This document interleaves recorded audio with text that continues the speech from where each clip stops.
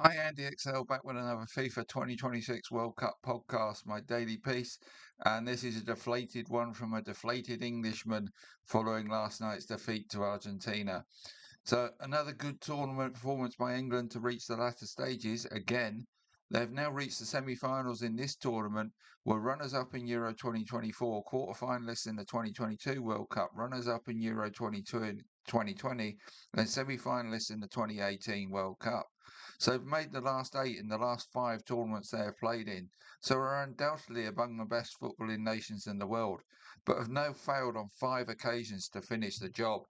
So it's just a really sad day. There's no doubt that at the end of the game last night, the better team on the day won in Argentina, but England allowed them to be the better team, and that's what's so frustrating about this. But I would say this was England's best opportunity to win one of these tournaments, certainly of winning the World Cup. And they were 40 minutes away from making the final. But then they simply threw it away, in my opinion. On previous occasions, we might have blamed a single player or manager or just not had the breaks. But on this occasion, the hardest thing to take that this is one of the group as a whole. Every player that played and the coaching team share the culpability for this failure, and that is what is hardest to take about it. If you can blame an individual error or an injury or a bit of bad luck or a bit of brilliance from the other team, that's easier to take than having to admit that as a group, this England team just threw away the best opportunity to make a World Cup final for the first time in 60 years. And what makes it even harder is that this was not a physical or technical skills issue. It was a complete failure mentally to close a game out they had taken control of by getting the lead in the 56th minute. From minute 57 to minute 71, England stopped doing what had got them the lead, dropped deeper and deeper, and that included their two key offensive weapons, Harry Kane and Jude Bellingham, becoming defensive midfield players, and their two wide players, Morgan Rogers and Andy Gordon, also dropping back to become wing backs rather than wingers. So England's attacking threat was removed as a result of these four players dropping 20 to 30 yards deeper than they had been before England took the lead and took away any outball option to relieve the increasing pressure on the defence. It appeared that England's plan after they scored was to get to the second half hydration break and then reset from there for the rest of the game. This change in approach after they had scored came from the players being anxious to hold on to a heart-forward lead, and is a natural reaction of a team that has not been able to complete a tournament win on other occasions. But that is when you need somebody to recognise that this is happening and be able to communicate that this is wrong and needs to be reversed. England had highly experienced players such as Jordan Pickford, John Stones, Declan Rice, Jude Bellingham, and Harry Kane on the pitch, and any of them could have said to the rest of the group, "We need to get higher up the pitch, boys," but seemingly nobody did. Why? And the coaching staff, led by Thomas Tuchel, should have seen this and got that message across from the sidelines, but failed to do so. Why? Even worse for Tuchel and co, England did actually survive until the hydration break, which should have been the opportunity for Tuchel to get this sorted out. He got all the credit for doing so at half-time in England's World Cup opener against Croatia, where he apparently told the team we do it our way or not at all and have to be bold and brave. Well, for whatever reason, England were anything but bold and brave after they took the lead in this game. And that, as I say, is a mental process rather than a physical one, as the Argentinians were no less tired than England were at this stage, and having gone behind actually had more right to be tired than England. England needed to be told to regain that 20 or 30 yards ground they conceded in the 15 minutes before scoring in the hydration break. Doing so may well have stopped the issues that subsequently became their downfall. And even if some players were getting tired, it required like for like changes for them to keep the same shape and plan as England had got in front via. Instead, at the hydration break, they replaced Anthony Gordon with Ezri Konsa, sending a signal to the players from the coaching staff that we defend what we have, and also took away a key outlet to relieve pressure from that defence.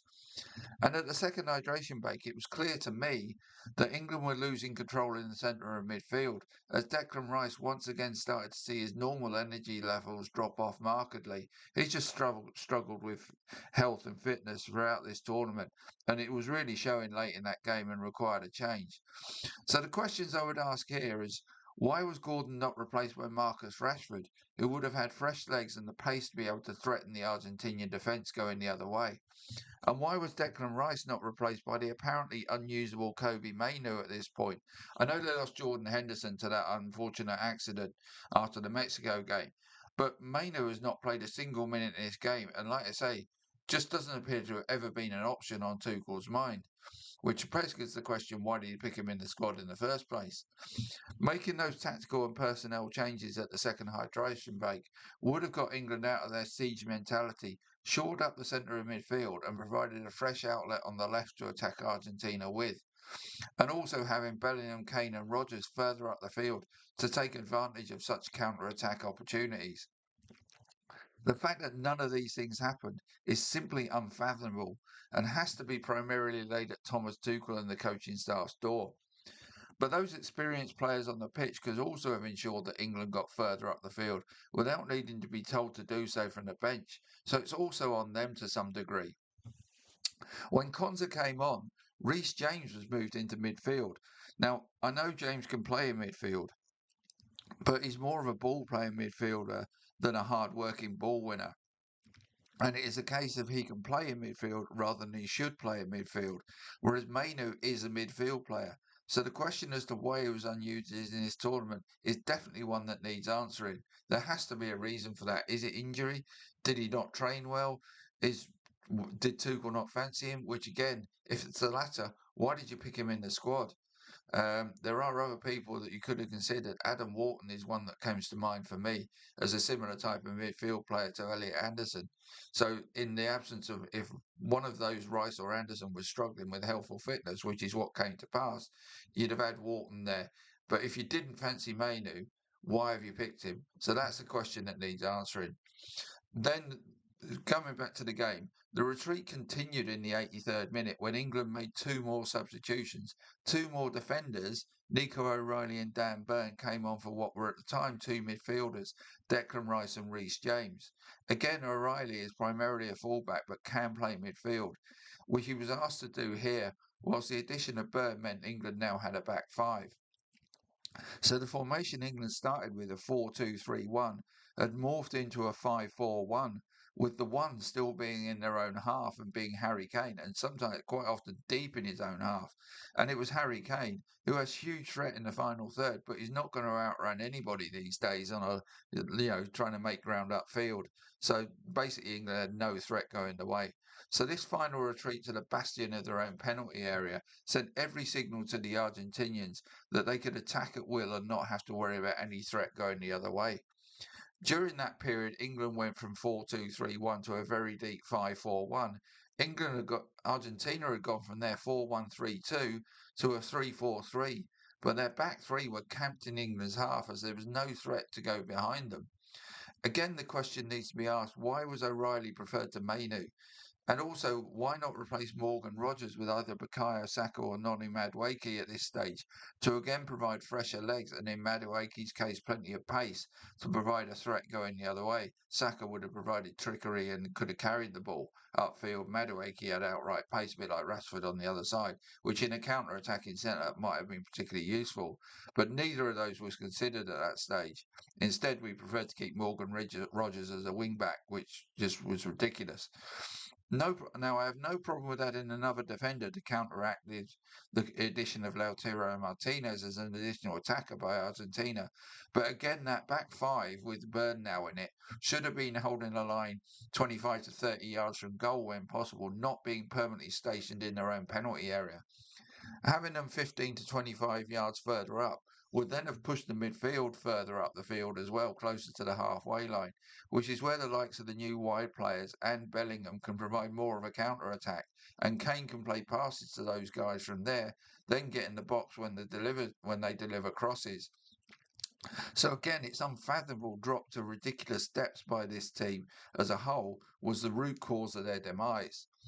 I know some will say it worked against Mexico, but Mexico were nowhere near as good as Argentina are, and England were forced into that situation by going down to 10 men. Here they were not forced to do so, but the players on the pitch chose to do so and saw that choice not corrected but reinforced by the coaching staff. In the 71st minute, just prior to the hydration break, England had 9 men in their own penalty area and the entire team within 30 yards of their own goal when Jordan Pickford made a smart save to keep England in front. After the hydration break in the 76th minute, England had 7 players in their own penalty area and once again their entire team within 30 yards of their own goal when Alexis McAllister hit the post with a header. So clearly nothing had been corrected at the hydration break.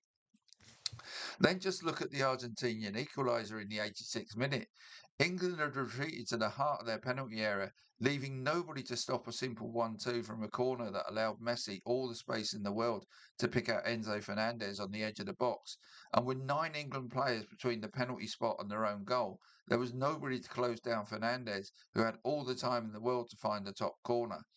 This was about the 4th or 5th time Messi had played 1-2s from corners, and England never wised up to stop that happening. When would you ever, at any level, defend a corner without moving men out to stop the short 1-2 option and also not having men stationed on the edge of the box to stop the shot that Fernandez had so much time to take? Let alone allow the most skillful player of all time in Messi to have that time to find another highly talented player in Fernandez to shoot unhindered from the edge of the box.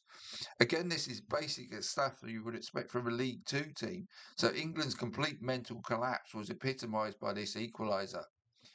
Even then, nothing was done to address the issue, either from off on the field or off it.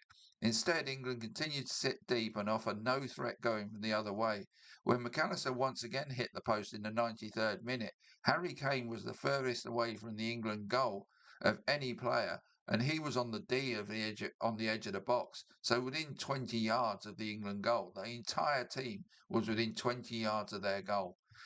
It was from that ping off the post that Jed Spence valiantly got a foot in to prevent Messi from getting in down the right. But having been so narrow, neither the now hobbled Spence or Nico O'Reilly were able to get out to Messi in time to prevent him picking out Lautaro Martinez for the winner. Prior to taking the lead in this game, England had pretty much not given Messi any room all game. After they took the lead, the mental pressure to drop deep and narrow to protect their own goal got the better of England, and on multiple occasions, many occasions after that, Messi had acres of room to use his magical skills and did so for both goals. So again, why did that come to pass? Why?